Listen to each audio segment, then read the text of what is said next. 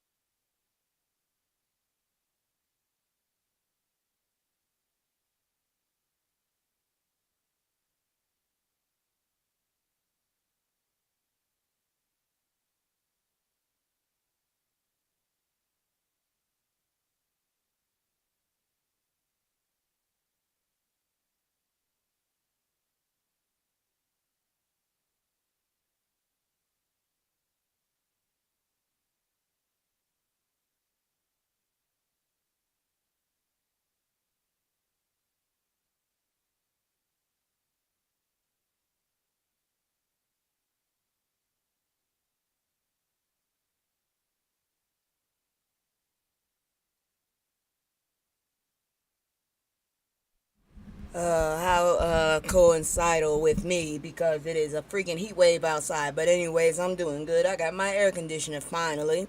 How y'all doing? Once again, as always, this is secondhand news. You probably could have went to the website, but you decided to come here. And guess what? We gonna talk about it. Don't sue me. I ain't got no money. So let's begin. Let's get it. Green light, let's get it. Green light, let's get it. Green light, let's get it. I'm the future, I'm in it. Check score, I'm winning. Green light, let's get it. I just win, win, win, win, win. I'm on 10, 10, 10, 10, 10. Hey, how y'all doing? As you can see, I'm not looking so great because about a day ago, I found out one of my childhood, the people that I used to watch when I was little, has passed away. A lot of people are passing away, and I don't know what's going on with that. I really don't.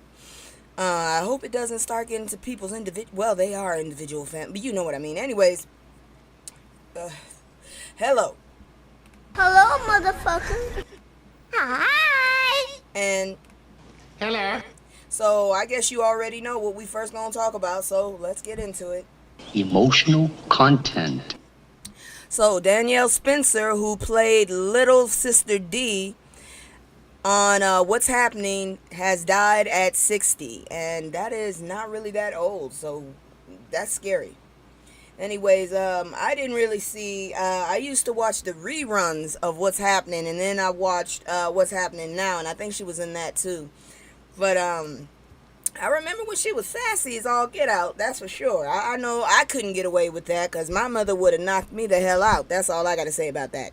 But anyways, so Danielle Spencer, best known for her role as Dee Thomas on the 1970s sitcom What's Happening, has passed away at the age of 60 after a long battle with cancer. Oh.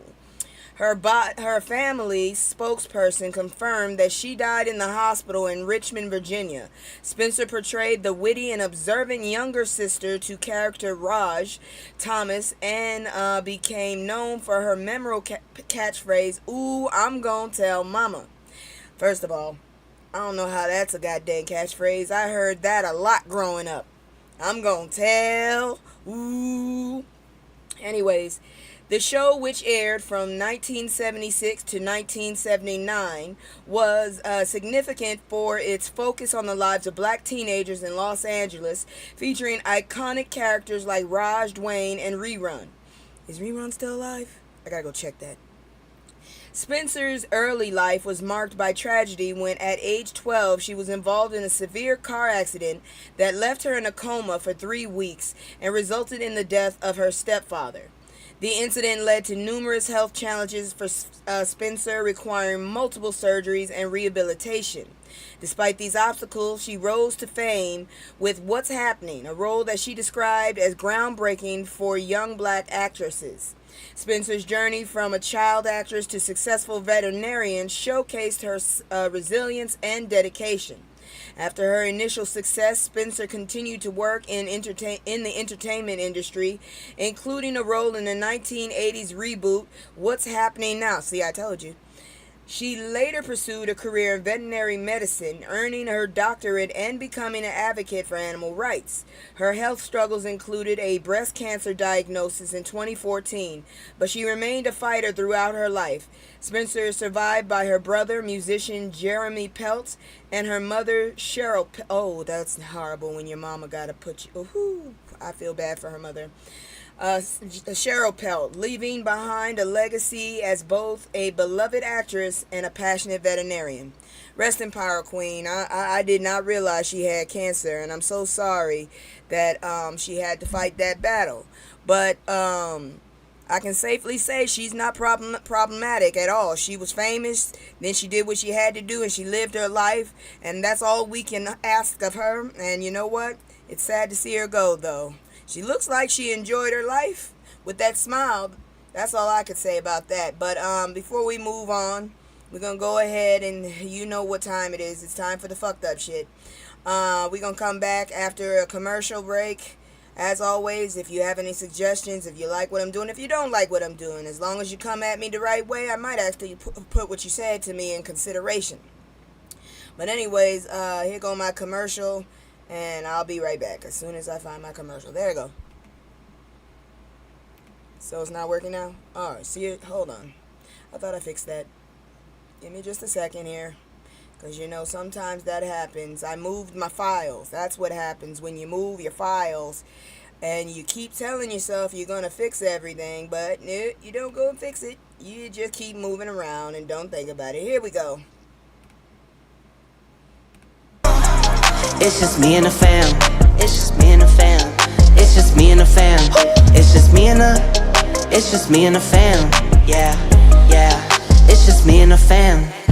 See my little Tay-Tay, that's my hype girl, that's my mascot. Little ones go for hours and some hours till we pass out. Stay inside the house, turned up with them racks out. Stay inside the house, turn. All right, give me just a moment. Got to get my script up. All right, so I told you it's not good. We've been busy this week, I guess. Missing teen found unalived after he sent chilling final text, "Mom, help." That is not the text you want to get from anybody. So, a North Carolina teenager, 18-year-old Giovanni Petelier, I hope I'm saying that right, or Payetier, I don't know. Let's say just Giovanni, who went missing in Florida, has been confirmed dead.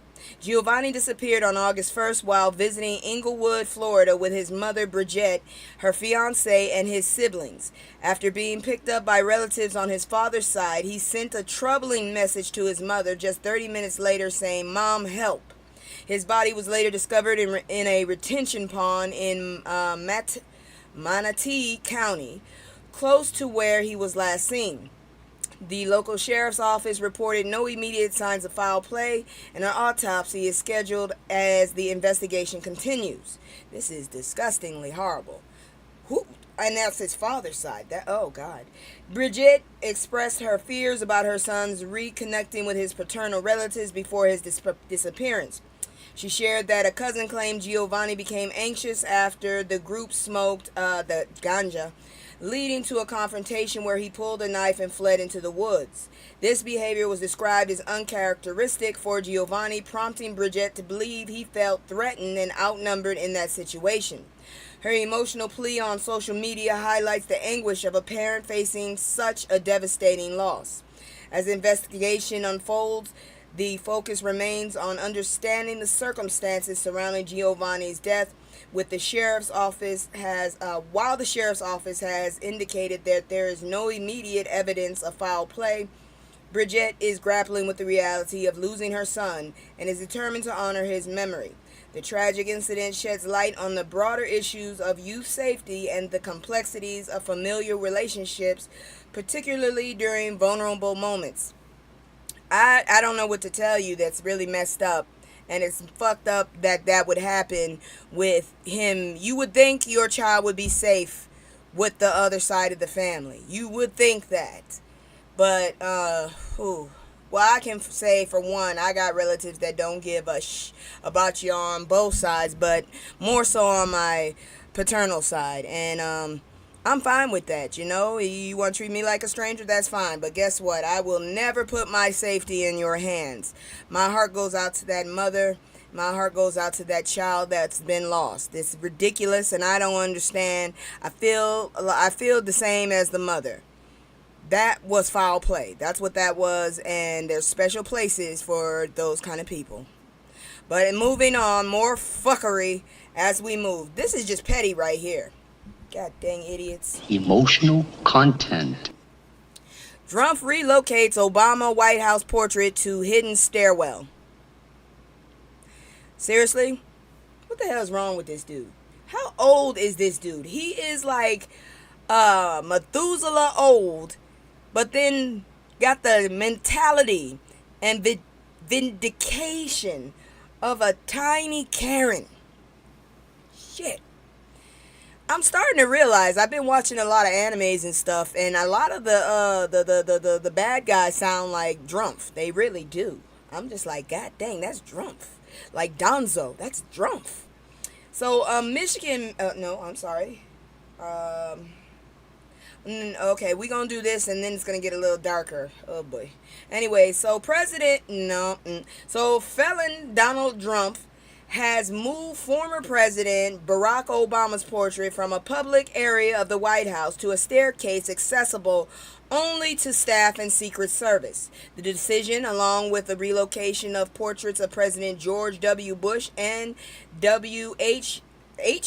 Bush, breaks a long-standing tradition of displaying portraits of recent presidents for visitors.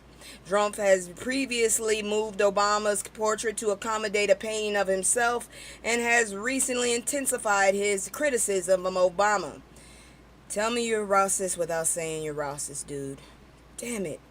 I really thought that was illegal at one point. I don't know how that got in my head. Maybe because everybody gets fucked up when they just act like it's okay to be a racist. I don't know. Anyways, as a criticism alleging treason related to the 2016 election interference narrative, which Obama's office has denied. The claims of Russian interference have been supported by bipartisan investigations, affirming that Russia attempted to influence the election. There was no successful manipulation of votes. God, I wish there was, because we wouldn't have to deal with this shit right here now. That bastard right there. Oh, Lord. Did anybody hear that this dumbass is really trying to do a cage match? Is he trying to turn the White House into a trailer park? I refuse to live in a trailer park. I refuse. I'm sorry. Maybe you can call me uppity if you want to. I have cousins that have lived in trailers, and some of them are very nice. But personally, for me, no. I am not living in a country-wide trailer park. Fuck this shit. I will leave this damn country and never come back. Y'all some ignorant ass people with this shit right here. Moving on. Okay, where's that dark ass story? I gotta get to the dark ass story because, hold on. I gotta get to the dark ass story because it's really dark. And I gotta get it out of the way. Where is it? Where is it? Where is it? Where is it? I put it in the wrong area. I'll have this up here and just that. Yeah, there it is. There it is. That nut. Here he is. Okay, this dude is cuckoo for Cocoa Puffs. Seriously, something's wrong with him. This is the kind of person that you will find me saying, yeah, go arrest his ass. Something wrong with him. The man is the devil. One eye already. I feel like you can see in his soul. That they ain't. Just check this out. This shit is fucked up. How to unalive someone. A man accused of unaliving his ex made chilling searches. Hold on. I keep thinking I hear one of my little felines. Nope. Okay, so anyways. So a Michigan man, DeAndre Booker, has been charged with first-degree unaliving in a connection with the disappearance of his ex-girlfriend, Ashley Elkins. Elkins, a 30-year-old hairstylist and mother of two, was reported missing on January 2nd after leaving her home in Warren, Michigan. Despite ongoing investigation, her body has not been found. In addition to the unaliving, Booker faces charges for tampering with evidence, disinterment,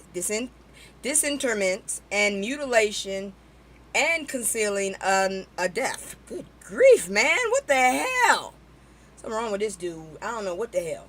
During a recent court hearing, Detective Chris Moran revealed that Booker's phone contained alarming Google searches made around the time of Elkins' disappearance. These searches included phrases such as telling God I want to kill someone, oh my gosh, and can you track a location when phone is off?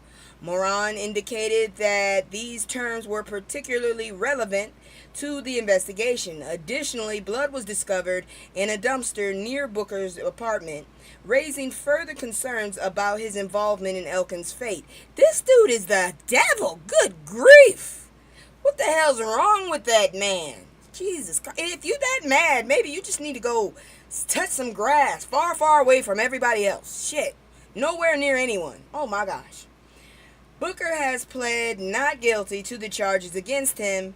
His defense attorney, Robbie Lang, I feel sorry for you, Mr. Lang, expressed skepticism regarding the significance of the searches, arguing that they do not necessarily imply guilt.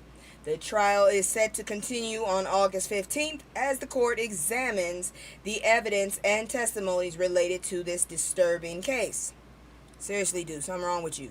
That's all I can say. Something is wrong with you. Why would you do that? Oh, good grief. Just, sir, something wrong with you. Something very wrong with you. He faces, oh, Lord have mercy. It was charged. I'm still looking at it. I'm trying to, something wrong with the dude. That's all I gotta say. Something wrong with him. Moving on. It'd be a miracle. I don't care if he's innocent or not. Something look wrong with him. That's all I gotta say. So, I'm telling you right now, these are secondhand reports, but still, something look wrong with that dude, and that's my opinion. You can't get me for that one. That's all I gotta say. The fuckery continues because I'm trying to figure this one out right here. I'm scared. That's all I can say. I'm very scared about this one. So for people in the Dallas area, y'all should probably be scared too, because this shit right here ain't right. They just, ooh, Lord, no. Sorry. And then the smoke got me. Desperate for cops, police departments are dropping this key requirement. Here's why you should be worried. Woo. So, facing difficulties in hiring and retaining police officers, the Dallas Police Department has controversially removed the college education requirement for new recruits. So, let's talk about that. Most people that go through college, they also have a social situation there too. They are maturing socially. They are understanding older adults' experiences and stuff. So basically, you're telling me that all you got to do is basically be 18 and you can get hired? I'm not dealing with an 18-year-old with a force multiplier and hormonal issues. No.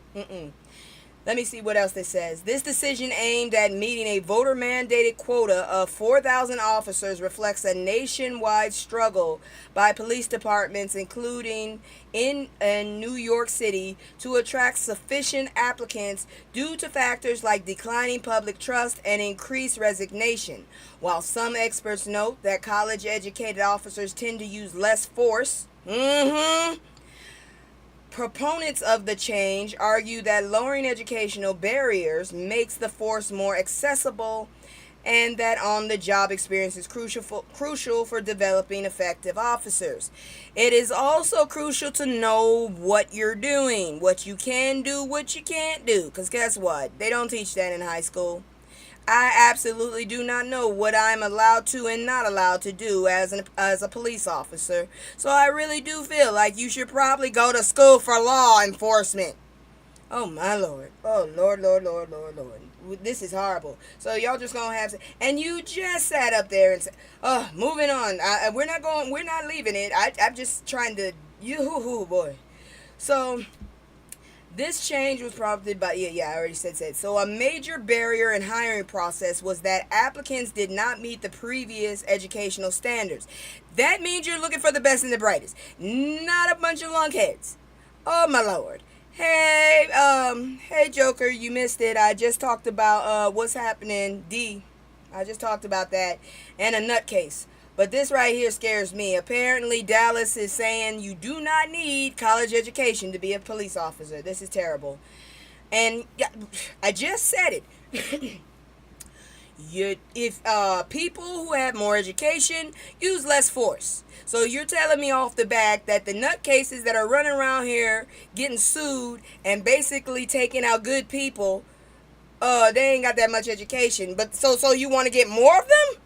Oh. Anyways, cities across the country are reportedly struggling to hire and maintain enough police officers. The Police Executive Research Forum Executive Director Chuck Wexler stated there is more demand for qualified police officers than there is supply. That doesn't mean you go and get unqualified people to put in their place. Departments in other places such as New York City also face significant challenges in meeting the demand for officers.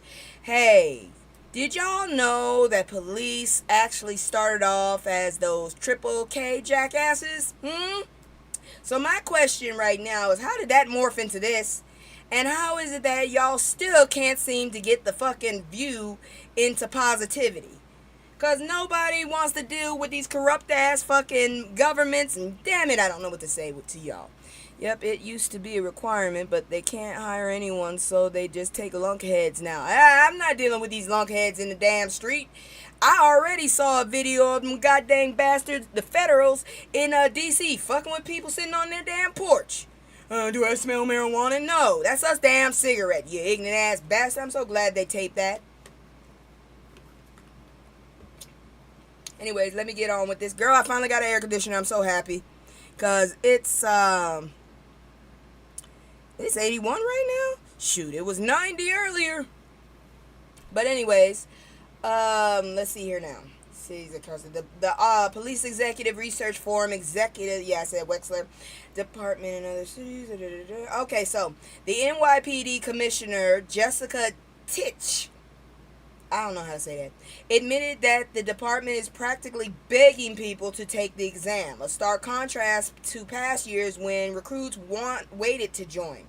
Reasons for these challenges include younger officers resigning more rapidly, older ones retiring. A significant reason for the shortage is growing mistrust among Americans, particularly, I hate that word, Black and brown Americans, due to concern about police brutality, discrimination, and other major scandals. A 2024 Gallup study found that only 51% of Americans trust the police. I don't trust nobody in general. Shit. It took a long time for me to trust my mom, and she saw that shit. I'm just saying. I'll talk about it later. Some experts, like Chuck Wexler, acknowledge that ideally, police officers would be college educated, but current circumstances necessitate flexibility.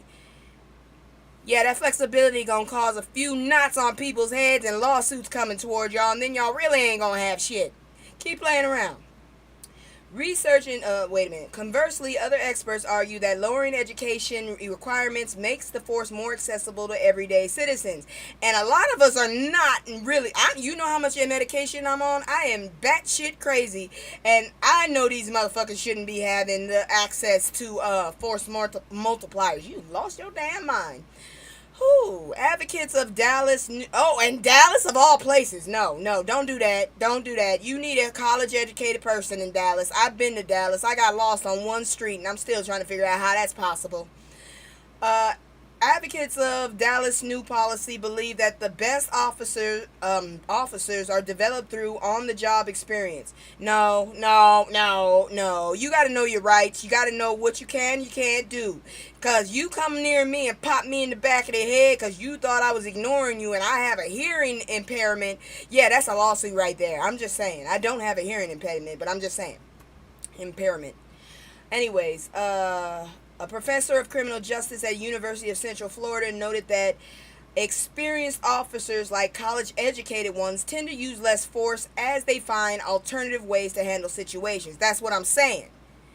But you don't want to... Does that make sense? Oh my goodness. Once again, racism is expensive. And you gonna spend some money fucking around.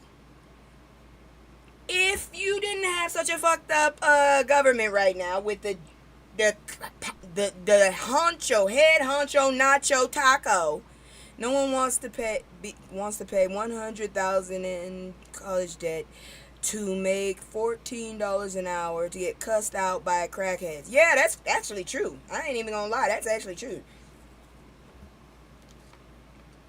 That's why I refuse to do any job that has to do with me dealing with money.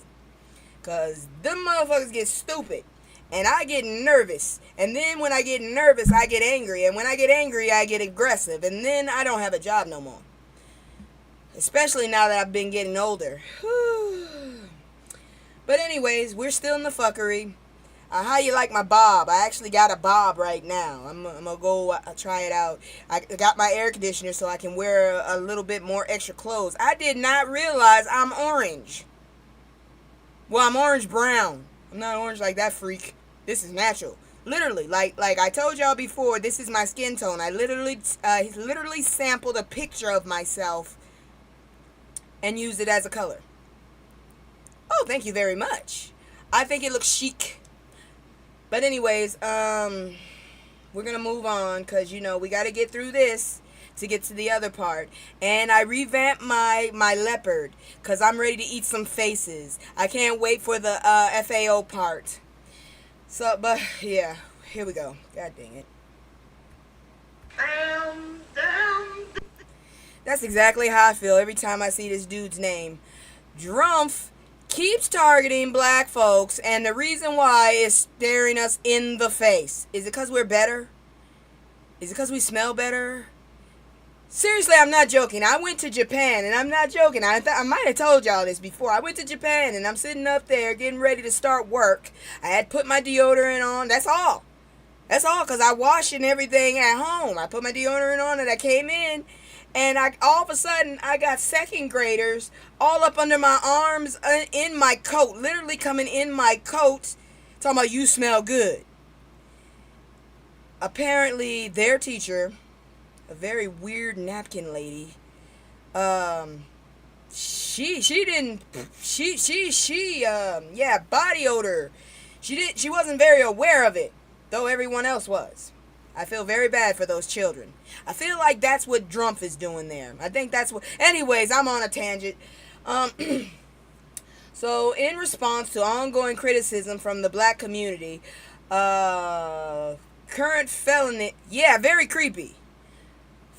She was very creepy, too. But that's just horrible that she just stinky. Woo! Anyways,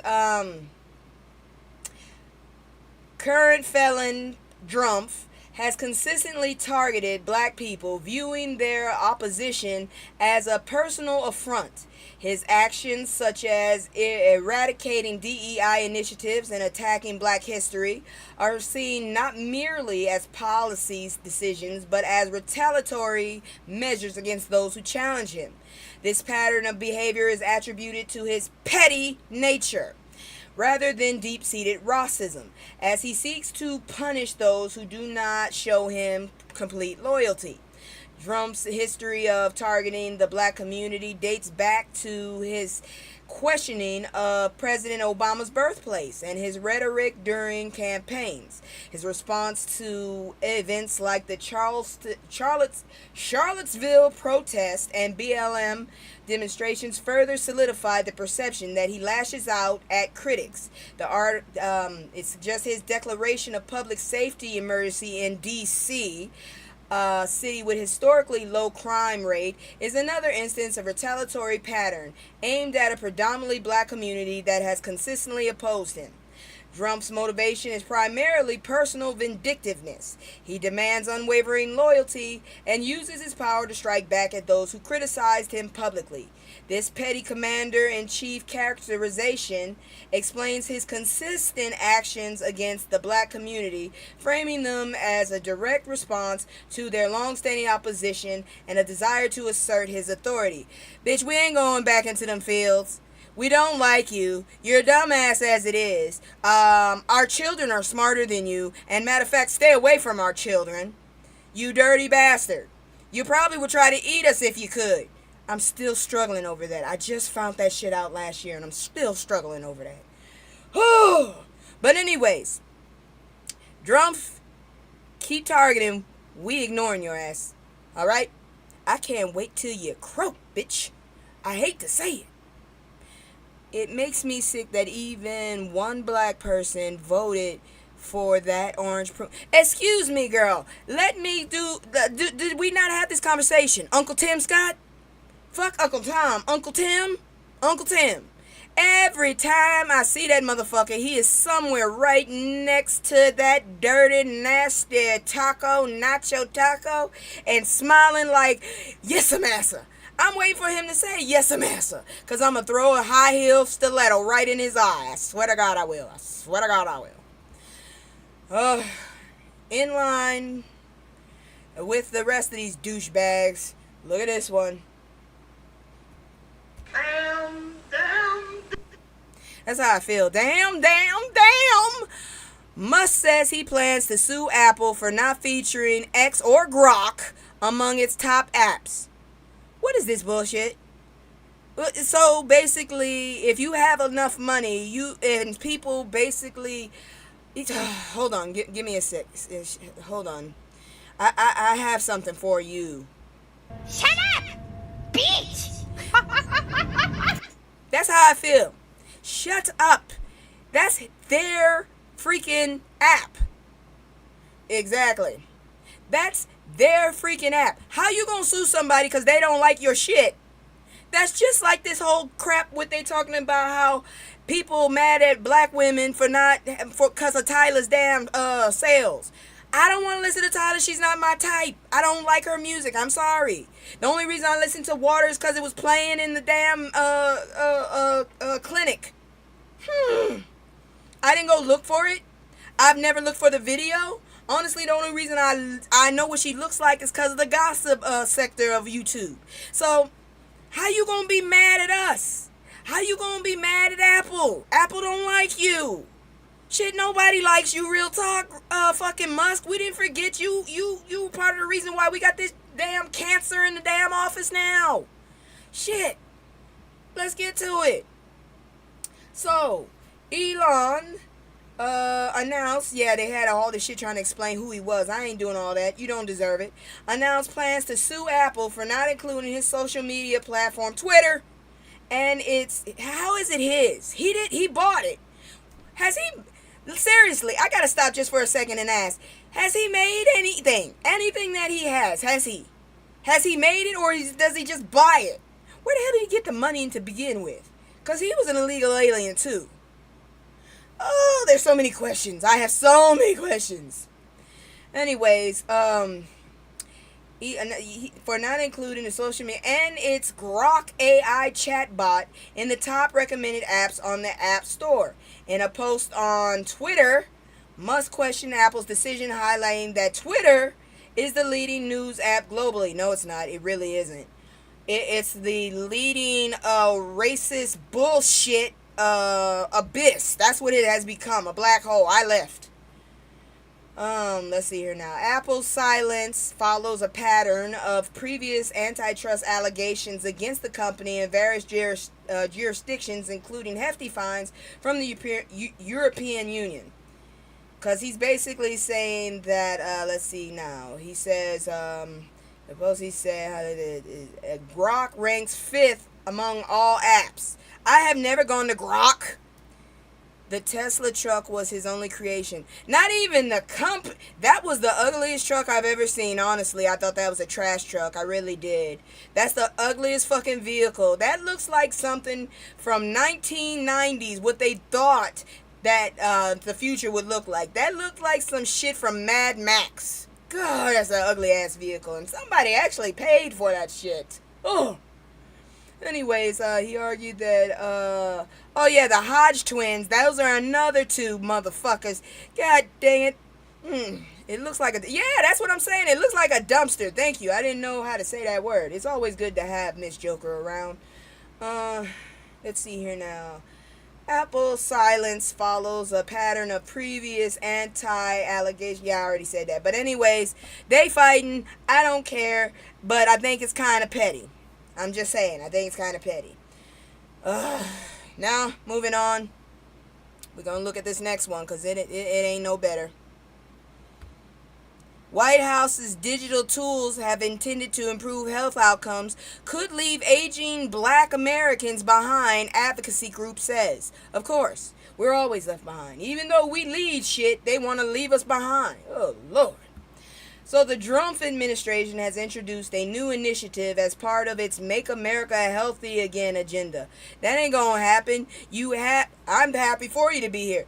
God dang it, that's not gonna happen. The dude in charge of this is swimming in sewage and trying to I think he's trying to plague the rest of us with his grandkids. That's what I think is happening. He's sending them little fuckers into different schools and trying to get us with the Black Plague. He bringing it back. Anyways, partnering with technology companies to develop digital tools aimed at enhancing access to health care data for both patients and providers. President Felon Drumpf emphasized the importance of transitioning from outdated methods such as clipboards and fax machines to a modern digital ecosystem that promises to improve patient outcomes and decrease the burden of healthcare providers. Well, if that's the case, dude, they're going to check you and you ain't going to have a job because you're clearly not. I don't think you've been healthy for a few decades, you dirty bastard. Heard you stink. I believe it. The federal government plans to utilize platforms developed by major tech companies like Amazon, Apple, Google, and OpenAI to create a next-generation digital health ecosystem that allows Medicare and Medicaid beneficiaries to upload their health records, streamlining processes like provider access and claim management. Hey, Terry. So, in other words, it's a good thing that people like me are still sticking around with everybody. Us people stuck between the generations. That way we can help the motherfuckers before us. Whew. Anyways, despite the optimistic outlook from the Trump administration, there are significant concerns about the potential inequities that may arise from this digital health initiative. Particularly, I hate that word, for older Black Americans who rely on Medicare and Medicaid. Advocacy groups such as Aging While Black have voiced skepticism regarding the administration's commitment to ensuring equitable access to new digital tools. Raymond Jetson, co-founder of the organization, cautions that without incorporating equity from the outset, the initiative could perpetuate existing disparities and further marginalize vulnerable populations. He expressed doubts about the administration's ability to effectively address these needs of aging Black Americans, especially in the light of recent cuts to support services. I wonder why we had that.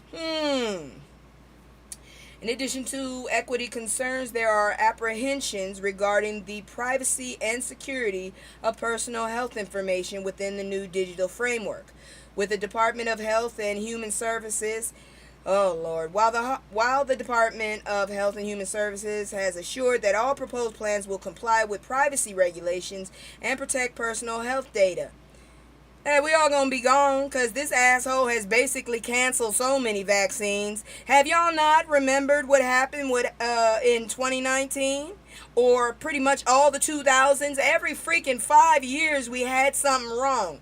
There were several food recalls. Freaking swine flu. Freaking bird flu.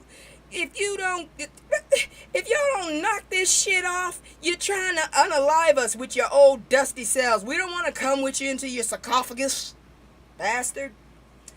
Let me see here now. Oh, I hate that man. I'm trying not to say I don't like that person's. Fuck it. Orange lives don't matter. All plans will comply with privacy regulations and protect personal health data. Critics argue that the administration's collaboration with big tech poses a threat to Americans' privacy. Oh, really? Let's see. The administration's recent changes to broadband equity access and deployment program, which aim to bridge the digital divide, have also raised alarms about the potential negative impact on underserved communities. Oh, I can't stand these people. There's a useless head of... Yeah, pretty much. Oh, Lord, pretty much. Who are you talking about? The whole group of them. Oh, my God. And then Dr. Oz. Is he a real doctor?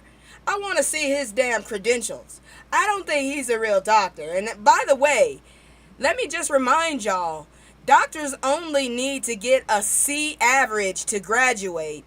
These motherfuckers are mediocre. That's what C means. I want an A I want an A doctor. I don't want I just got out with a C. Fuck that shit. That's what I think Black people be getting. We be getting those C level ones. Fuck that. Moving on to more bullshit. Penn Law shutters diversity office, halts racial justice scholarship amid Trump era pressure. Would somebody please tell me why they're doing what he wants? He's an old, nasty, stanky-ass, perverted man. He's not even the richest one. He's definitely not the smartest one. He's only a fucking bully because you let him be the bully. Why the fuck? So the University of Pennsylvania Carey Law School is closing its Office of Equal Opportunity and Engagement. Racism is expensive. I'm tired of doing these code words. Shit. Signaling a retreat from its commitments to DEI. This office, which provided essential resources and support for reporting discrimination, will officially close by the end of the summer, although its website has already disappeared.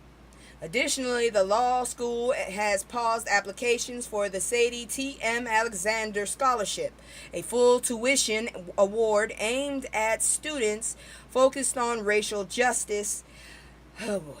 These changes are part of a broader national trend of DEI rollbacks, influenced by political pressures, particularly following an executive order from felon Donald Trump targeting such initiatives as federally funded universities. For the love of God, I still can't understand how the hell he got into office. I don't think I'll ever figure this one out and completely be satisfied with it. Ain't no damn way. This is a dumb ass. God dang it. He's mediocre. He's not even mediocre. He's under. This is just a rich brat. Oh. A lot of colleges have already settled with Drumpf, but about anti-Semitism lawsuits, unbelievable. Exactly, because Drumpf is and that's literally his real last name, y'all. His father changed it to sound successful. That's his real last fucking name. That's the fucking name that their family went by in Germany. That's that name. I'm gonna keep calling him that shit until he disappears. Shit. Him and his ugly ass family. That is an ugly family. Some of the girls at least look presentable, but that is an ugly ass family. I'm not joking. All those men just look yuck. Anyways, so as always, here is a racist alert for you. Here is a moment to go viral. I'm going to give you a list of places you shouldn't probably go. Don't give them your money. Because, of course, they like to terrorize black folks. So here we go. Black terrorist alert. Black terrorist alert. And no, I'm not calling black people a terrorist. I'm calling these fuckers who terrorizing us terrorists. Let's see here. Now, where is it? Where did I put that motherfucker? There you go.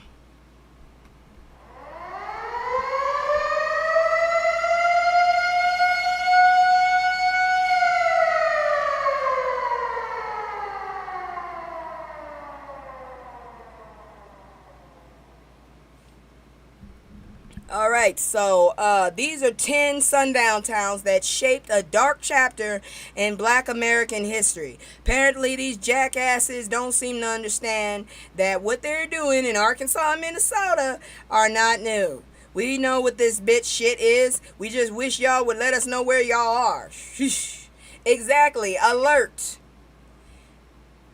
So, number one, sundown towns were communities that systematically excluded black Americans and other minorities through law and violence, particularly after sunset. So, here we go.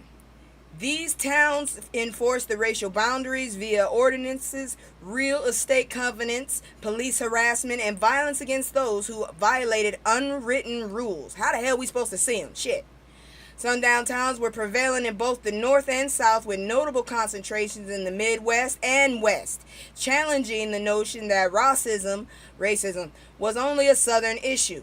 The earliest legal restrictions on nighttime movements of black individuals dates back to a 1714 law that criminalized their presence after dark.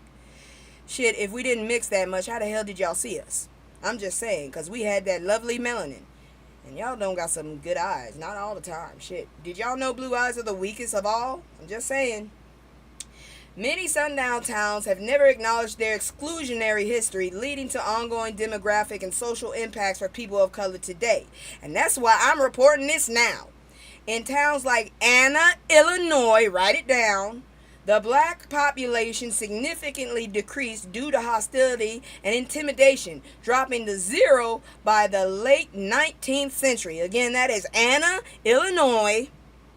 Marion, Indiana is infamous for the 1930s lynching of two black teenagers, highlighting the violent legacy of sundown towns.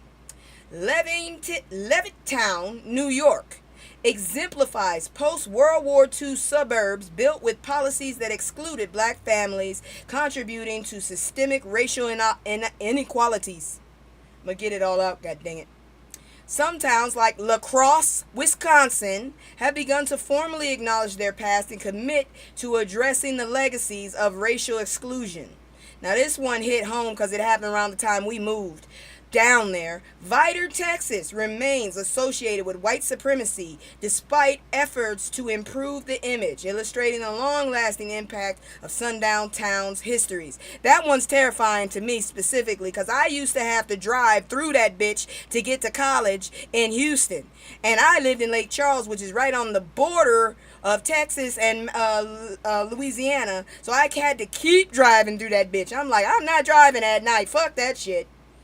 I get home at least, by the time I get home it's dark, okay? But by the time I get through that city, it's still light. I'm just saying. You ain't gonna get me. No, you won't. And that's it for that one. Now, let me go ahead and change my clothes because you know what time it is. I've revamped her too. I revamped myself.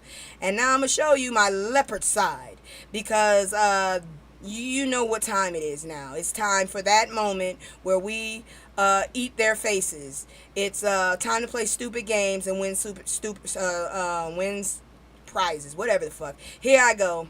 Give it a moment. I'm just going to go ahead and move around while we getting this ready.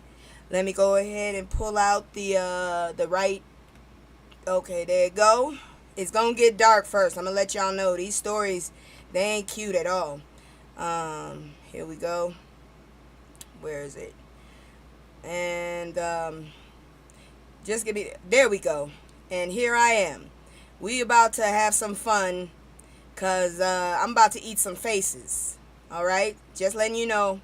I'm about to eat some faces. What you think? I changed myself up. I got a new do. I got my new color going on. I'm more of a darker pink or purple if you wish. I got my spots. I even got a tail. I'm not going to turn around and show you, but I do. And we about to eat some faces. Because, you know, this is what happens when you fuck around and find out. You know what I'm saying? This is what happens. Give me just a second. I'm pulling up my script. And are we... yeah, you know it. Uh-oh. Thank you, ma'am. Here we go. Where is it? There you go. I don't want the second, I want this. I'm all in my head, swear I'm a wreck. I've been moving like a hot mess.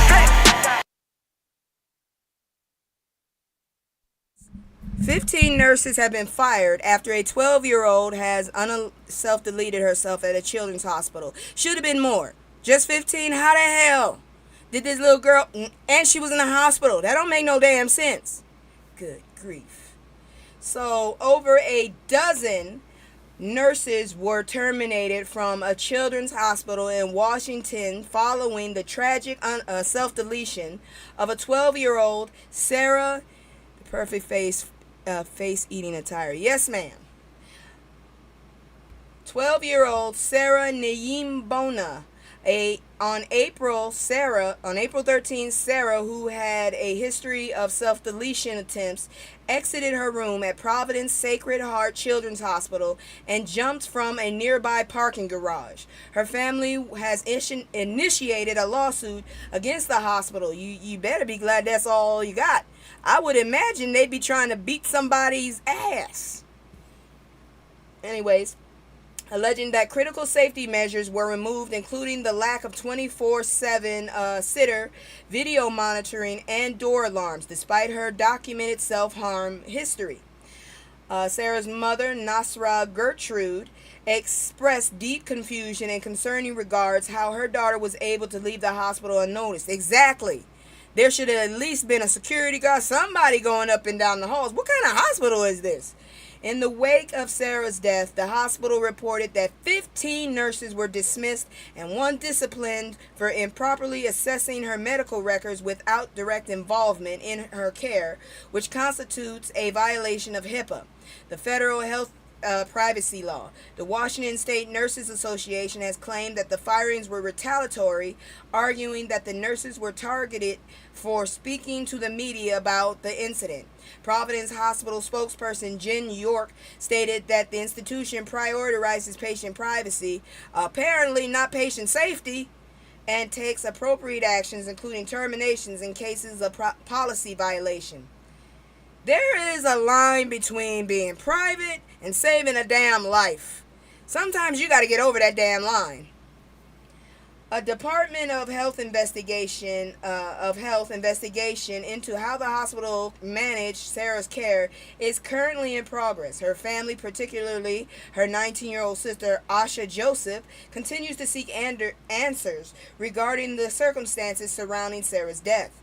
They question the lack of supervision at the time of the incident and how she was able to leave her room.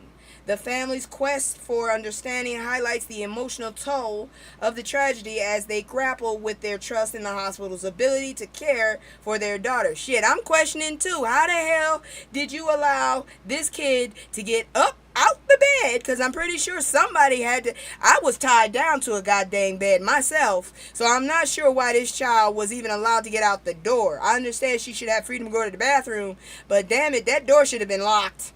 How did she get out? How did she get down the hall? She had to go through a few doors. Y'all didn't notice a 12-year-old? And did she have her regular clothes on? Because I would have been questioning, why is there a 12-year-old running around in a gown? This is fucked up. All of y'all should have got fired. The whole hospital. Shit. The whole new staff need to change. Golly. Moving on. I told you this shit is dark and fucked up. So, a brutal death. Mom sues after toddler dies in hot car in state custody. How the hell you gonna take somebody's kid and... The whole reason was to protect the child, and you ain't doing nothing better. The child was better with the parent. So an Alabama mother has filed a lawsuit following the tragic death of her 3-year-old son, Katorius KJ Starks, who died after being left in a hot car for 5 hours. Nobody noticed this child was missing for 5 hours? That ain't even right. The incident occurred after a supervised visit with his father, where a contracted worker named Keila Stanford was responsible for transporting KJ to daycare. So the daycare didn't call? Y'all didn't notice he was missing? I'd have been calling after 30 minutes. If the child was supposed to be here at 1 and now it is 1:30, I need to call. We need to search to find this kid. At least then he would have been just a little heated. Y'all ignorant bastards. Let's see. Instead of taking him directly, Stanford made multiple stops, including grocery shop. No, you didn't. Grocery shopping and visiting a tobacco store while KJ remained in the vehicle. So you know what they need to do now? They need to basically take your ass, Miss Keila, to a room so you can sit down with the mother and see what she do. And lock the door. Lock the door so she can get real close and personal with her. That's what you need to do. And leave I don't know. Have her sitting in the chair just in case that girl got hands. So that mother can take her vengeance. That's all I'm saying. It's some ignorant ass shit. I understand people if they got time. But first drop the baby off. Then do the shit you want to do. God dang it. During the time KJ was left in the car outside, temperatures exceeded 105 degrees Fahrenheit, leading to an estimated internal temperature of 140 degrees. After 5 hours, Stanford returned to find KJ unresponsive and called for help, but he was pronounced dead shortly after. Stanford has since been arrested and charged with felony child endangerment, highlighting the severity of the situation. He would have been safer with the mama. The lawsuit is not only targets Stanford, but also her employer, Covenant Services Incorporated, and several workers from the Alabama Department of Human Resources. Y'all probably fucked up and you were just trying to take that child just to do it, because I don't trust it all the time. Sometimes, yes, a child needs to be taken, and sometimes a child is fine where they are. You just want to be nitpicky Karens. Oh. Anyways, G. Courtney French emphasized that if KJ had been with his parents, this tragedy would have been avoided. That's what I'm saying. That's what I'm saying. He was safer with his parents, you ignorant bastards.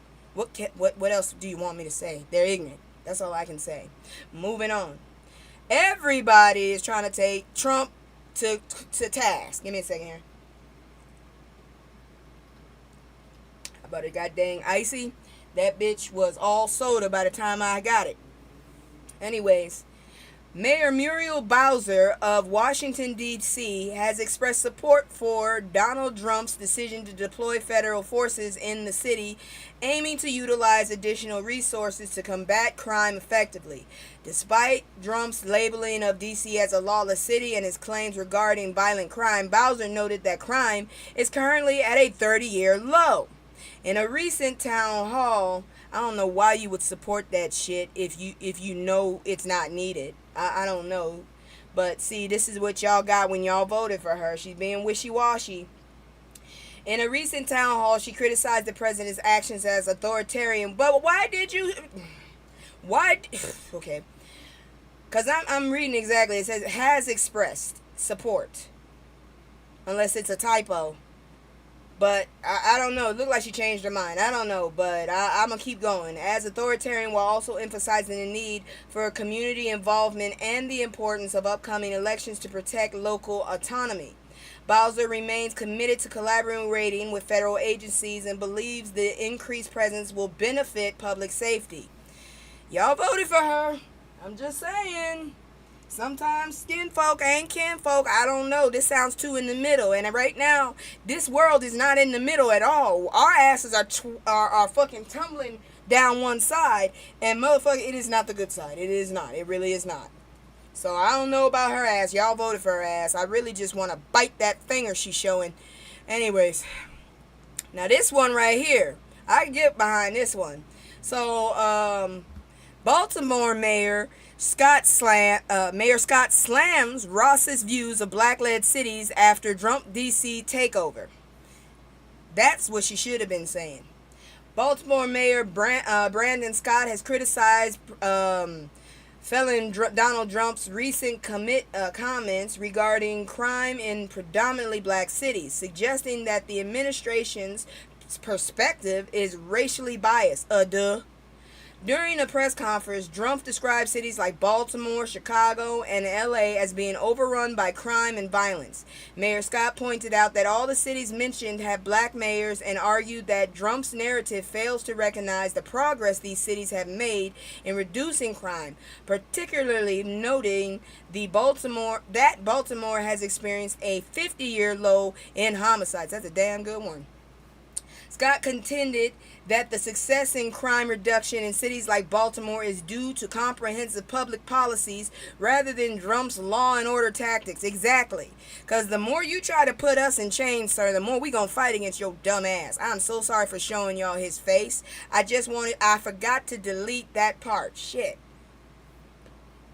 He looked like he's sucking dick. I'm just saying.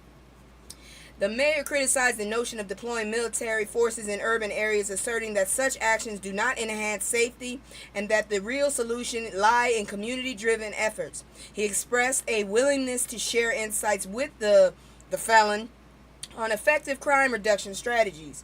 Both Mayor and NAACP President Derek Johnson and Mayor Scott viewed Trump's actions as distractions from pressuring issues with his administration. That bunch of dumbasses. They argued that the deployment of the National Guard in D.C. lacks justification and serves to divert attention from the economy and other political controversies. Johnson highlighted that D.C. has the right to self-governance and should not be subjected to federal intervention. Overall, the sentiment among critics in Trump's focus on law and order is a smokescreen for deeper political challenges and controversies facing his presidency. This dumbass is the worst president I think we've ever had. He's an idiot. He's incompetent. I don't think he's healthy. And I'm pretty damn sure he might be a zombie. Somebody might have just gone ahead and just used him as a meat puppet, in my opinion, because you can't be that damn evil. Not realistically. I can't fathom it. But let's move on, because you know we got more stupid games. White neighbor caught on camera harassing black woman over parking dispute. I'm gonna start. Do I need to get a? I'm gonna go ahead. I think I have a whole hitter. I called that my mini bat, but I remember one person took one of them. I gotta get a new one. I gotta get a new mini bat so I can carry it around with me, just in case people coming around to fuck with me for no damn reason. So a white woman was filmed attacking her black neighbor due to a dispute over a parking space. The confrontation occurred outside the victim's home and was captured on doorbell camera. I can relate, like being stuck in the fucking traffic while somebody tries to put 100 fucking bags into a vehicle instead of having the vehicle park in front of your parked vehicle so you can put that shit in and while other people drive in and out of the fucking parking lot. But that's just my story. Anyways, the confrontation occurred outside the victim's home and was captured on the doorbell, showcasing the aggressive behavior of the attacker. The victim stated she had parked in the shared guest parking space for a year without prior issues. The woman aggressively demanded the victim move her car, using a metal water bottle to pound on the door and yelling that she was inconvenienced. If you have time to become that eloquent, I think you have time to get your ass whooped. The situation escalated when the attacker lunged at her neighbor, causing visible scratches on the victim's arm. I'd have punched you in the face then. As the confrontation continued, the white woman shouted threats, demanding the victim move her car and warning her not to wage war. When the police arrived, the victim presented her injuries and filed a report, but no arrests were made. Despite the authorities' presence, the harassment did not cease. The attacker returned multiple times to bang on the victim's door and shout insults. Why wasn't this bitch arrested? Following the incident, social media users expressed outrage and called for consequences for the attacker, including eviction, a restraining order, and possible jail time. The incident, because that is assault. The incident highlights ongoing issues of racial harassment and the need for community awareness and support for victims. Hey, sweetie. Girl, you would come when I sat up there and moved all them got things. I wonder if it works. Let me see if this works. Y'all go check out her page. This is House of Queens. Where the hell is it? Where is it? Just shared. Oh, thank you so much. I took that moment to take a sip of water or something. Okay, there it is. I wonder if it'll work. Nope, it does not work. So I gotta go find that one too. How does that not work? It's in videos. How does that not work? I didn't move that one. I'll try it later, but check out House of Queens. Here's her channel right here. There's her name. Go check her out. She's always doing something interesting and different. I don't know what she be doing half the time, but it'd be interesting. Anyways, I don't understand this shit. So you can just go ahead and fuck with people and harass them multiple times. The police get called. You got evidence of assaulting people, and you don't get arrested. I'm thinking that's when you have the complexion for the protection, because honestly, I feel like had that been a black woman harassing a white woman, she would have been arrested right then and there. But anyways, let's move on. This is our city. Trump's federal takeover of D.C. Police sparks protest. About damn time, because these bastards get on my fucking nerves. And if you've noticed, some of my stories are shorter because I just don't really care that much. Anyways, protesters are voicing their oppositions to felon Trump's decision to deploy the National Guard and take over Washington, D.C.'s police department for 30 days, citing concerns over local governance militarization. Kia Chatterjee, executive director of Free D.C., emphasized that the actions are not about public safety but a means to silence dissent and control the Capitol. Here's what it really is. This is what it is.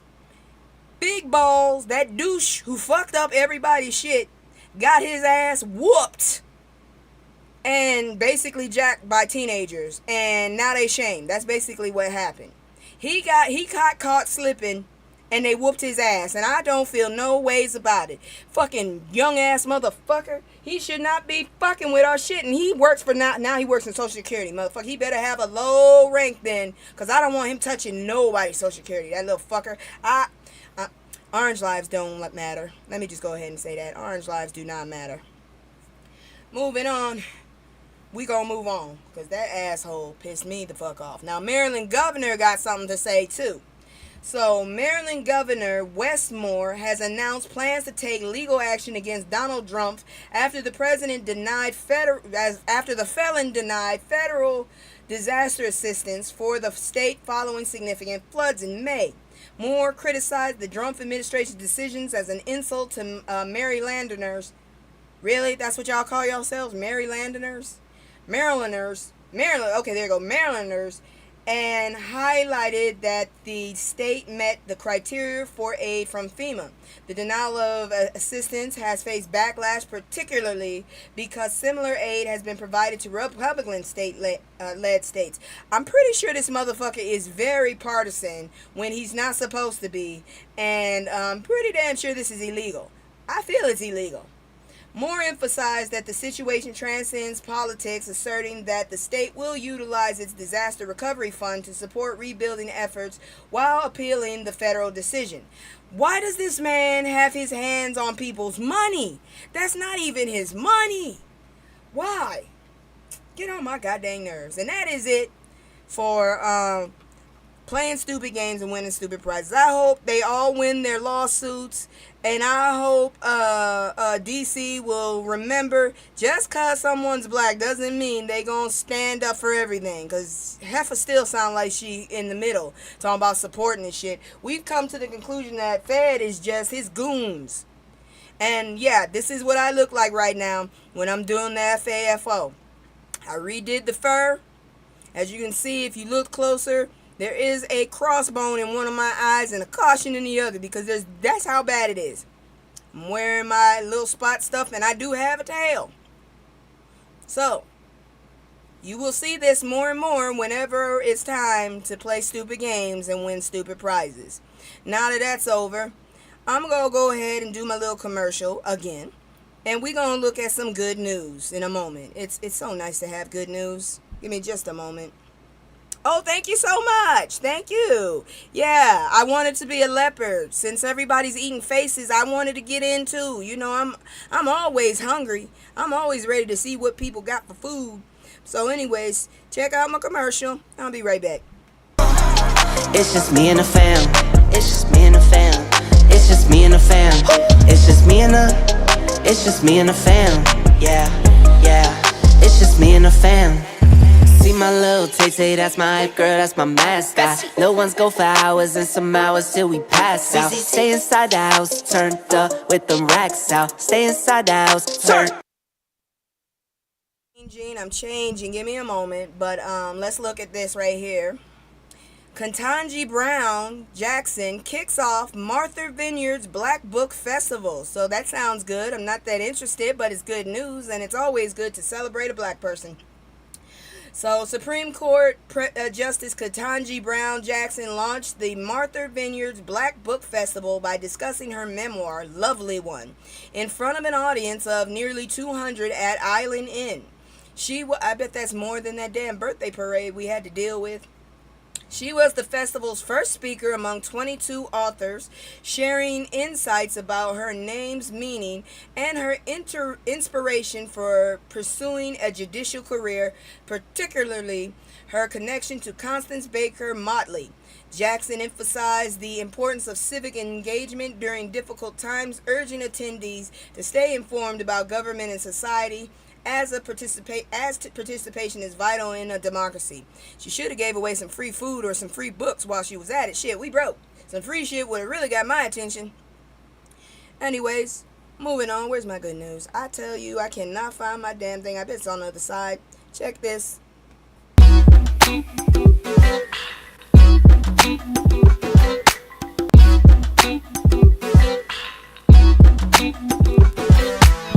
I'll see you on Sunday. Not this one. This one. I'll see you on Sunday, Joker. So, Malcolm X, so basically Harlem's historic 110th Street Central Park North Subway Station is being renamed in honor of Malcolm X. Finally, something that's not getting renamed by a Confederate jackass. Yeesh.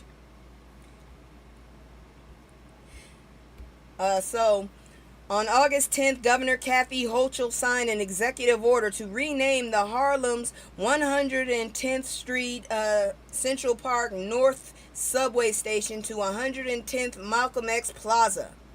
I want to go see it now. The renaming honors the civil rights leader's significant contributions and deep roots in the Harlem community where he lived for over 10 years before his assassination.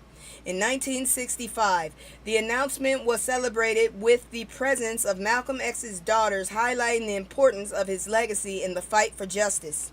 Malcolm X, known as Minister El Hajj Malik El Shabazz, please don't make me say that again, played a pivotal role in establishing the Nation of Islam's presence in Harlem by founding Muhammad's Temple of Islam number 7 in 1956. I think he's also the reason why we got a lot of guys in tuxedos in Roxbury selling bean pies. I'm not joking. That is not a joke. They really were selling bean pies. I never had one, but they were always there.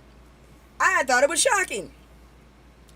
Anyways, the mosque, which is now called Masjid Malcolm Shabazz, hold on, I'm sorry, I missed something. Following his assassination, temple destruction, but was later rebuilt, evolving into a community center that now includes a mosque, a school, and various youth programs. It's always good when it gives back.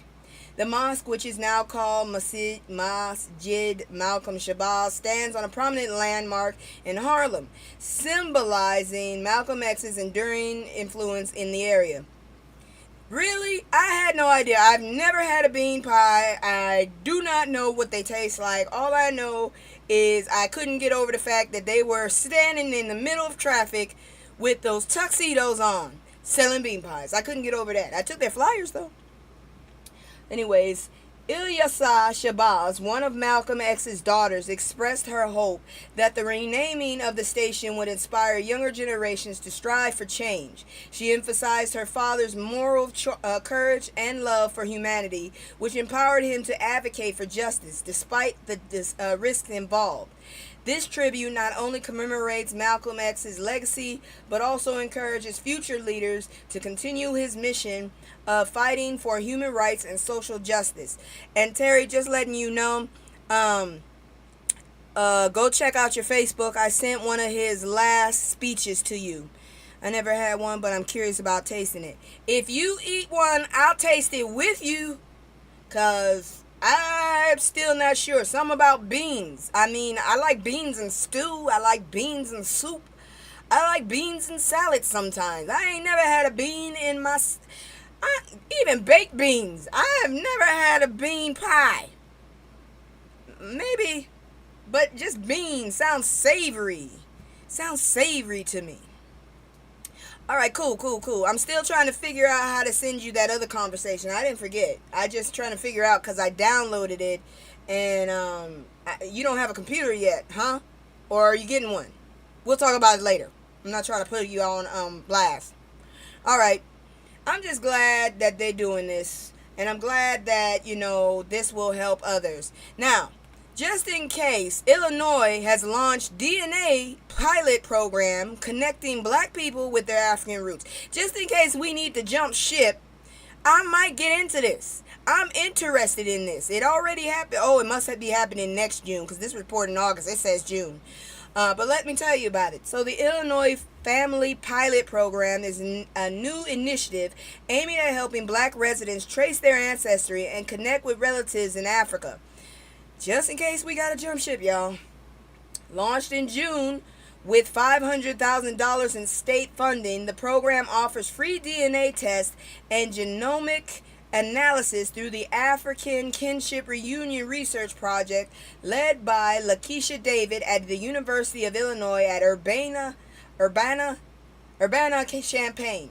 By utilizing advanced genomic technology, this initiative seeks to address the historical disconnection caused by the transatlantic slave trade.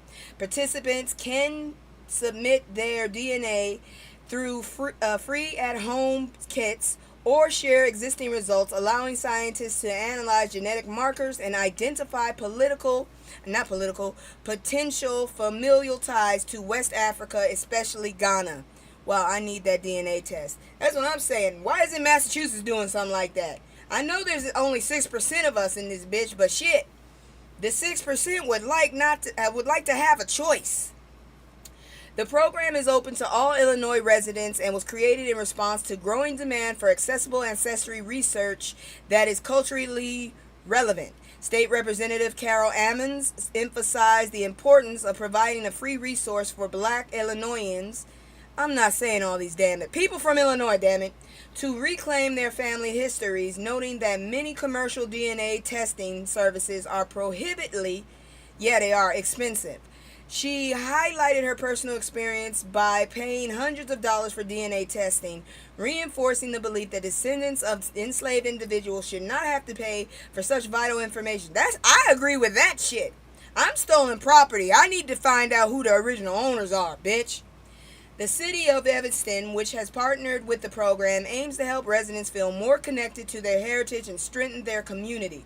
And maybe it'll calm down some of our African relatives that apparently think we're lazy and shit. We're in your bloodline.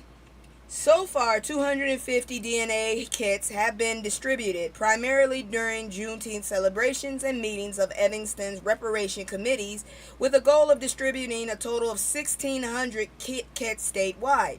Robin Sue Simmons, chairwoman of Evanston Reparation Committee, expressed hope that participants would gain a deeper understanding of their culture and history, aiding in their pursuit of racial justice and healing. I got one more DNA test. I still haven't taken it. I need to go take that shit now. Because I need to figure out where the fuck I can go. I might be stuck in this bitch. Because, like I said, I'm part Native American, at least 1/8. I might be stuck in this bitch. Hopefully not. While acknowledging that true reparations are complex, Simmons views the program as a significant step towards empowering the black community, enhancing leadership, and fostering pride in cultural identity. The initiative aims to provide access to lineage information, allowing individuals to self-educate and uplift their culture. I'm all for uplifting culture, y'all. I'm always up for that.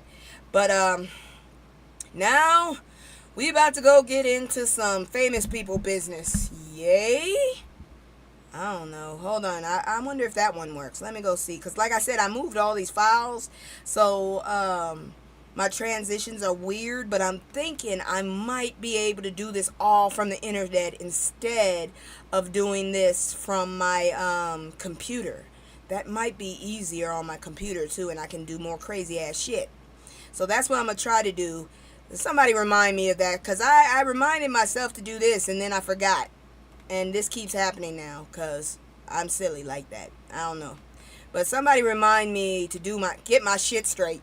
Like just sometime this week, if you see me online or you're just thinking about me, I don't know why you would, but if you just think about me, just go and say, did you do your shit? That's all I need y'all to do. Just ask me, did you do your shit? Let's see if this works. I hope it works. If not, then I don't know. Nope, it don't work. So we just gonna do celebrity. Alright, so Not Like Us feud lives on. Drake demands emails, contracts in UMG legal dispute. This is the Drumpf of Canada. This is the Black Drumpf of Canada. Thank you. Thank you. And please do remind me, because I keep forgetting to get my shit straight.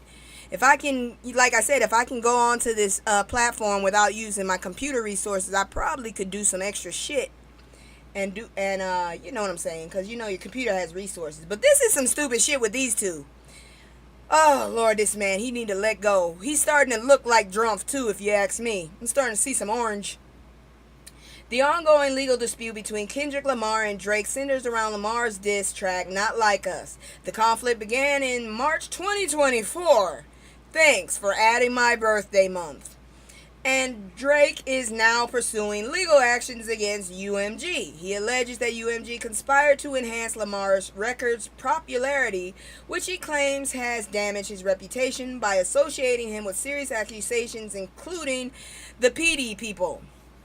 Well, leave them young ass kids alone. Shit. I for a fact like to hang out with kids that were at least 2 years older than me. But at the same time, I stayed in my goddamn lane. Oh, Lord. Oh, our birthday month. So sorry. This bastard right here. So, let's see. He alleged that UMG conspired to enhance Lamar's...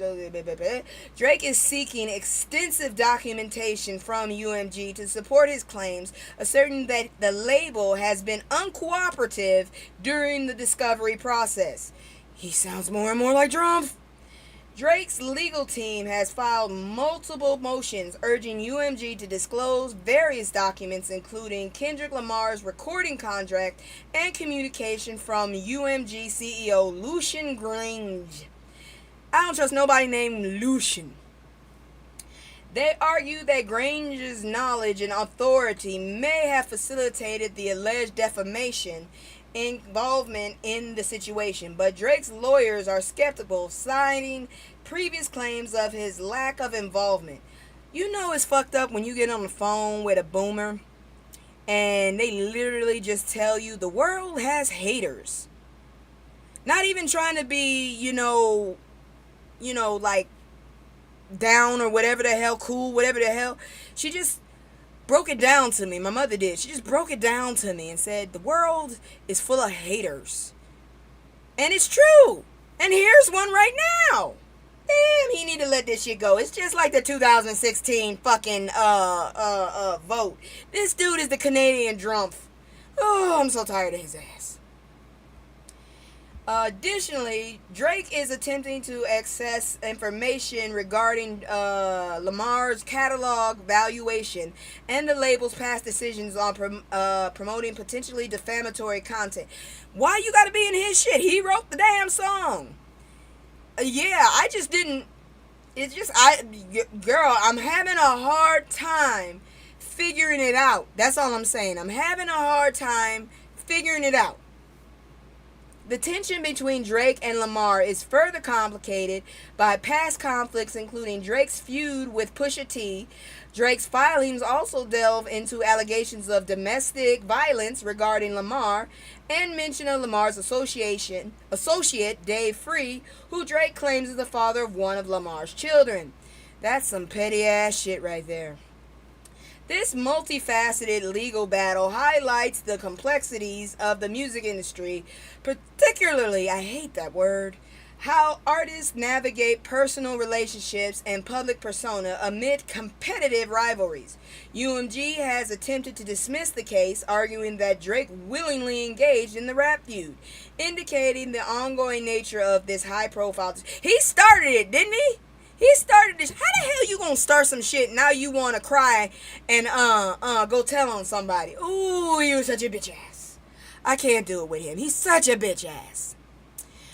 Wendy Williams' new medical evaluation. Is it me or is her skin and her hair starting to match? I'm just wondering. Wendy Williams has been in a court-ordered guardianship, living in an assisted living facility since 2022. I don't know how the hell someone does that to a grown-ass person, but apparently these napkin people done figured it out. So Wendy Williams' guardianship situation remains uncertain following a medical evaluation that confirmed her diagnosis of frontal temporal dementia and aphasia. Her court-appointed guardian, Sabrina E. Morrissey, has requested an extension of the guardianship until November 5th, 2025, amidst challenges from Williams' family and ex-husband, Kevin or Kelvin, whichever it is, Hunter, who are contesting the arrangement. Williams has publicly fought against the guardianship since its inception in May 2022, asserting her cognitive abilities and and expressing a desire for independence as the court reviews the evaluation. I thought this was all over her just trying to get her damn money. This is ridiculous. As the court reviews the evaluation findings, Williams remains determined to regain control of her life and hopes to remain in New York and her guardianship ends. Her guardian seems to want to hold on to her money. Free Wendy, yeah. Because I'm trying to figure out how the hell did she get it? How the hell do you just come up on a grown-ass person and say, hey, guardianship? How do you do that? Where the hell is her family? They need to, fucking man up, damn it. Shit. Moving on. Now this woman right here, it'll hurt me to hell when I saw this. That's why I had to report it. Sun reveals heartbreaking developments on Gladys Knight's health. How dare y'all? Gladys Knight's son, Shanga Hankerson, has filed an elder abuse complaint against her husband, William McDowell. How old is William? He need to be with her? Citing concerns about his mother's health and well-being, particularly in relation to her ongoing touring. Oh my God, she's still touring? Why is she still touring? Why is that old lady still touring? She needs to sit down and relax. She should not be touring. She looks a little skinny. Maybe she should be eating some more. Oh, Lord. Anyways, Hanger alleges that McDowell is manipulating Knight, who he claims is experiencing cognitive issues and is isolating her from her family while pressuring her to continue performing. She needs her family right now. Oh, my Lord. Gladys Knight's son, Shanga, I already said that. So Hankerson's reason for filing the complaint stems from his mother's ongoing tour and other incidents that suggest troubling health developments. He specifically alleges that McDowell is manipulating people into believing Knight is not struggling despite her nightly performance. Nightly? Oh no, what the hell is wrong? She ain't no slave. Hankerson claims Knight's personality has changed from angelic persona to a more aggressive one in recent years. Probably because she need to sleep. Oh God, no. Are those real? A lifetime? Oh Lord, they need to let that woman retire. How old is she? Oh Lord. He also alleged that Knight gets triggered when she doesn't know where she is or where her husband is. A spokesperson from DHS in North Carolina could not confirm or deny pending investigation into Knight. Hankerson referenced a show last summer where Knight allegedly zoned out and forgot to sing lyrics along with her background singers. He revealed an incident where Knight allegedly wandered away from her hotel and ended up at another across town, where an employee recognized her and contacted her daughter because Knight couldn't coherently answer questions. This is not good. Hankerson has been receiving frantic text messages from McDowell since filing the complaint. McDowell's text question why Hankerson filed the complaint and states she's happy and loved and all she wants is happiness and peace.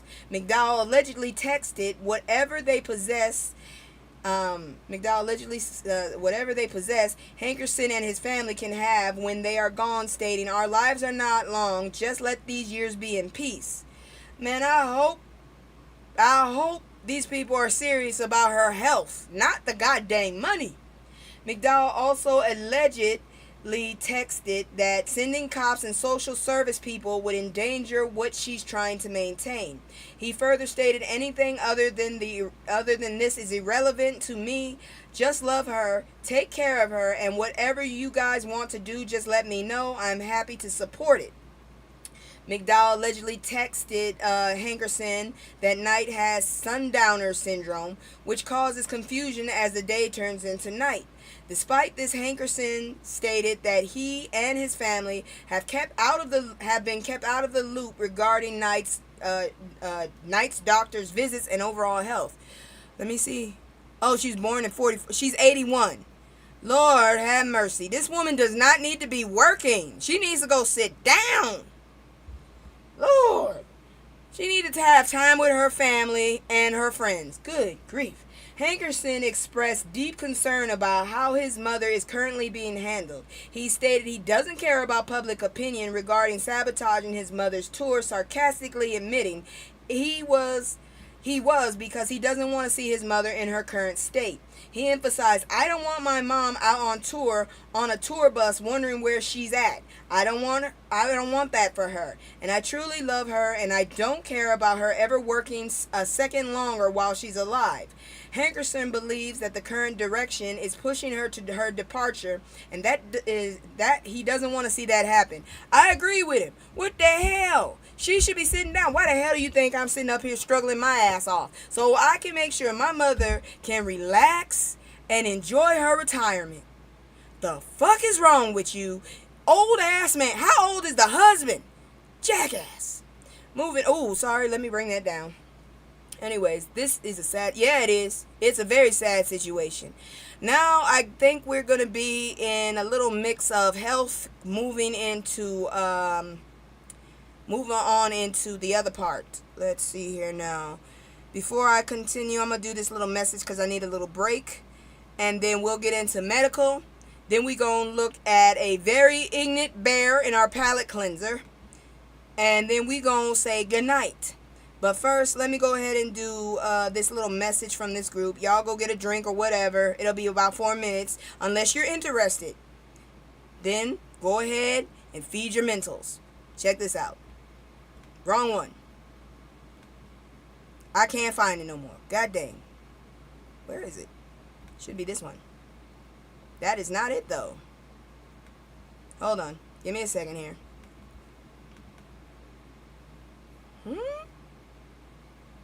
That's the wrong one.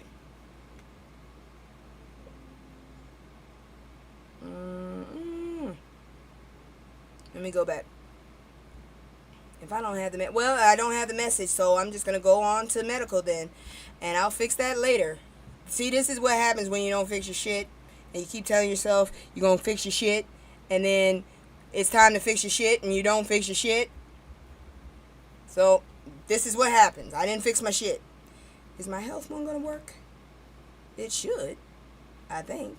I'll check. Where is it? Health. See, this is why I leave this on, because y'all know I am a struggle.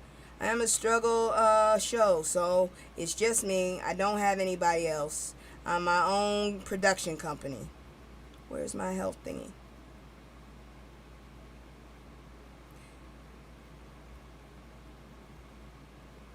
I don't know where my health is. See, this is my problem sometimes. There you go. Why is it down there? We are at war. Alright, so I suffered in silence. ABC's Lindsay Davis shares uterine fibroid struggle ahead of hysterectomy.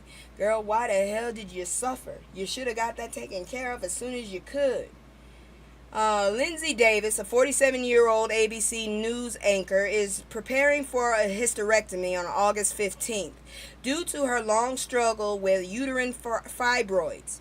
In recent interviews with People magazine and a special on ABC, she shared her experiences with this condition, which involves non-cancerous growths on the uterus that can cause severe symptoms like heavy bleeding and pelvic pain. I have it. Shit. I'm going to have it taken care of, too.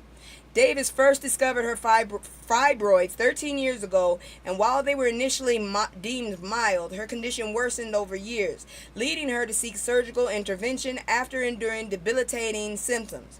Facing the challenge of fibroids, Davis previously underwent a myomectomy in 2020 to remove 6 fibroids, which provided temporary relief. However, her symptoms returned with the discovery of 13 new fibroids, prompting her decision to opt for a hysterectomy.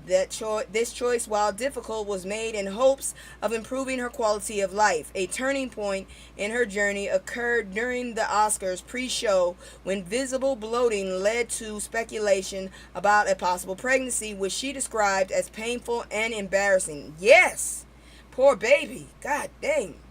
This experience prompted her to publicly discuss her condition as a way to support others who may be suffering in silence. Davis is not alone in her battle with fibroids, as studies indicate that over 70% of women will experience this condition by age 50, with a significant impact on black women. Factors contributing to the higher prevalence among black women may include genetics and healthcare disparities. While hysterectomies remain a common treatment choice, alternatives such as myomectomy and hormonal therapies exist. Davis aims to raise awareness of these options and reduce the stigma surrounding fibroids, emphasizing the importance of sharing stories to foster understanding and support a face similar challenges for women. It's too bad black women suffer more with this diagnosis than any other race. Who you telling? God dang it. If anything, we are, ooh Lord, we are just the most Oh, we need a story change. We need a story arc, god dang it, cuz our story is not doing good at all. We just are so downtrodden. It don't make no damn sense. Now, moving on, for those that are worried about pancreatic vaccines, let's talk about that. So, the pancreatic cancer has a low 5 year survival rate of 13%, and in 80% of the cases, the cancer recurs, so it comes back. It has some of the worst survival rates among all cancers, especially for patients lacking rapid medical access. Black and Hispanic people are more likely to be diagnosed with pancreatic cancer. Black Americans have the highest incident rate of pancreatic cancer among all racial or ethnic groups in the country, with some sources reporting rates of 30 to 70% higher than other groups. Medical researchers are celebrating a vaccine showing promising results against pancreatic cancer. This one fits all treatment could be revolutionary against a cancer that is particularly hard to beat. The vaccine targets KRAS gene mutations, which are present in 90% of pancreatic cancer. Instead of directly fighting cancer cells, the vaccine trains the body cells to respond by using peptides to teach healthy cells to recognize and attack cells with KRAS mutations. This new type of immunotherapy helps the body fight off the disease even after diagnosis. Dr. Zev Weinberg, wow, co-director of the University of California, Los Angeles Gastrointestinal Oncology Program, and co-leader of the Phase 1 clinical trial, stated that the critical step is engaging an immune response. The vaccine does not cure or prevent cancer, but it did present an immunity advantage in trial participants. Of the 20 participants in the trial, 68% reported strong immune responses to KRAS. The vaccine can be given to all patients in a single version, unlike other treatments that tend to be personalized. The characteristic means the treatment could be manufactured in bulk and exported in the future. The vaccine is still in the early trial stage and has a long way to go before public approval. Dr. Danny Edmonds, a research information manager at Cancer Research UK, stated, "It is promising to see that the vaccine could help people with pancreatic bowel cancer live cancer-free for longer. Further research is needed to understand why people benefit from the vaccine and others do not. The research team is now preparing for phase 2, which will involve another scientific study with random groups of patients." Well, hopefully they get through it and they find a vaccine, because I'm serious, I'm tired of cancer. It has taken too many people out. Alright, and finally, Elijah Westbrook wants millennials to take their health seriously. I think most of us are trying to just live. That's all. But so Elijah Westbrook, a CBS News reporter, emphasizes the importance of regular health screenings for millennials. He advocates for his peers to prioritize both physical and mental health, recognizing that the daily grind can often distract individuals from checking in on their well-being. Westbrook is set to co-host the BHM Harlem Week 2025 Health Summit and Expo, encouraging greater participation from his generation to focus on health at the events. Growing up in Harlem, Westbrook learned the significance of health screening. I already said this shit last week. I really did. Screenings from his parents, particularly his father, who passed away due to heart complications. This personal loss has fueled his commitment to health awareness. He notes that many of his peers, now becoming parents themselves, are increasingly attentive to their health and that of their children, understanding the benefits of proactive health management. Westbrook highlights alarming trends such as increasing incidences of diseases like colon and prostate cancer among younger individuals. He points out contributing factors like obesity, poor lifestyle choices. Furthermore, he believes social media can play a crucial role in spreading awareness about health screenings, motivating his generation to take charge of their health. Westbrook finds the Harlem Summit to be a valuable platform for knowledge and inspiration, urging his peers to participate and learn about health issues that affect them directly. Well, I hope they do, because quite frankly, I already got somebody to take care of. I ain't trying to take care of my peers. God dang it. And let's not forget, I'm trying to have kids. So, yeah. Ooh, let me bring that down. I'm going to tell you about that in just a minute. I'm going to do my commercial, and when we get back, we're going to talk about this, because, again, Massachusetts is not doing so good when it comes to these crazy-ass animals and the shit they doing. So, if you're in Massachusetts like me, you might want to hear this. Check out my commercial first. It's just me and the fam. It's just me and the fam. It's just me and the fam. It's just me and the. It's just me and the fam. Yeah, yeah. It's just me and the fam. See my little Tay-Tay, that's my hype girl, that's my mascot. Little ones go for hours and some hours till we pass out. Stay inside the house, turned up with them racks out. Stay inside the house, turned. Okay, so I'm gonna try to see if this'll play. I just need y'all to see this. This motherfucker here.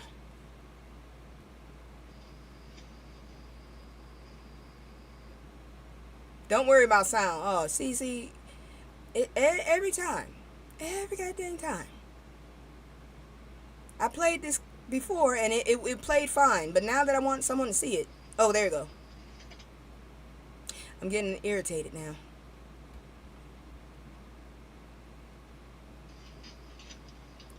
You see that? That's a bear. That's a bear in somebody's truck in Boston. That's a bear. I didn't know bears were in Boston. I'm learning this shit now. I'm terrified. I'm absolutely terrified. I don't know what else to say. This is not right. That ain't right. Damn bear. So, let me bring up the picture again so y'all can see. Bear steals sunflower seeds from pickup truck in Massachusetts. That's right. Now the bears are stealing from us. God dang. Sunflower seeds, dude? Seriously? Alright. So a Massachusetts woman captured a humorous video of a black bear rummaging through her pickup truck in Petersham. Oh Lord, that's in the county I'm in. I'm staying out. I'm staying inside during the night. Fuck that shit. They ain't getting none of my stuff. Worcester. It looks like Worcester, really. County. The bear was seen poking around under the soft cover on the truck's bed, eventually emerging with a large bag of sunflower seeds. Oh no, you didn't. In the video, the bear successfully breaks into the bag of sunflower seeds, showcasing its determination and skill that is not foraging. That is stealing. Stealing the food. The incident highlights a bear's adaptability and resourcefulness in seeking out treats. What the hell is he doing The truck owner remarked that this was the first time in 40 years that a bear had accessed her vehicle's bed. It's happened before? The unusual event emphasized the growing interaction between wildlife and human habitat, particularly in areas where bears are present. In highlight of this encounter, the Massachusetts Division of Fishery and Wildlife has renewed its call for residents to be bear aware. Look, they've been busy all goddamn month, apparently. There's a monitor lizard running around, there's a boa constrictor freaking running around, and now there's a bear stealing freaking snacks. Damn it.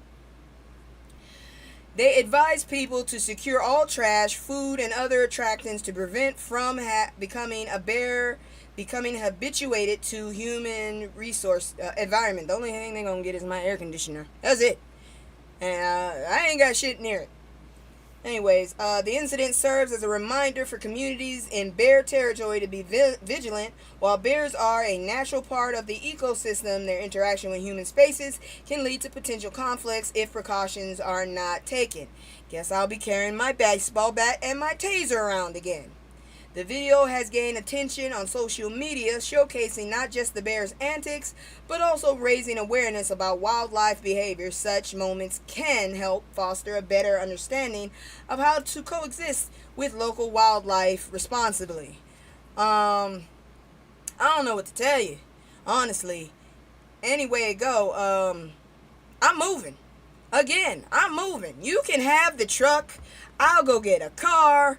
I don't even like sunflowers that much unless they're flavored anyways. You can have those. I'll go home and cook. Fuck that shit. Something wrong with these days. Why is he looking for sunflower seeds? Go look for some fish. Damn it. I didn't know they ate sunflower seeds. Then you gonna tell me they eat fried chicken, and now we gonna have to have a fight. That's all I'm gonna say, because this is some ignorant shit here. Anyways, that's it for the news. I hope you enjoyed it. I'm sorry for the very dark ones, but that's life, unfortunately. Thank you so much for your support. Without y'all, I would be nothing. So if you have any comments, suggestions, or anything, please let me know in the comments. I do respond. I actually read my comments. I just don't come at me crazy. If you come at me crazy, then we might have an issue. And if we have an issue, yeah, I'm petty.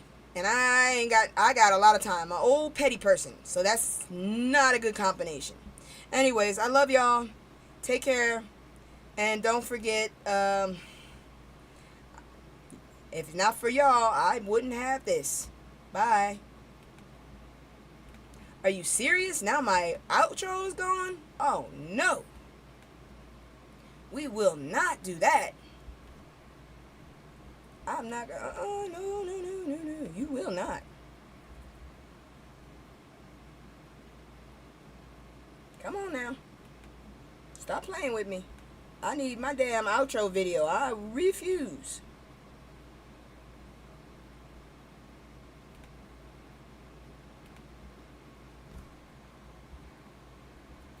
Well, I refuse to leave without my damn outro. Fuck that shit. We not doing that. There it is.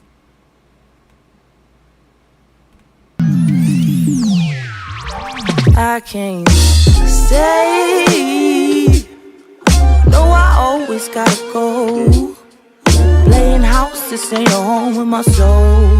On the road, I can't stay. No, I always gotta go. Playing house, this ain't a home with my soul.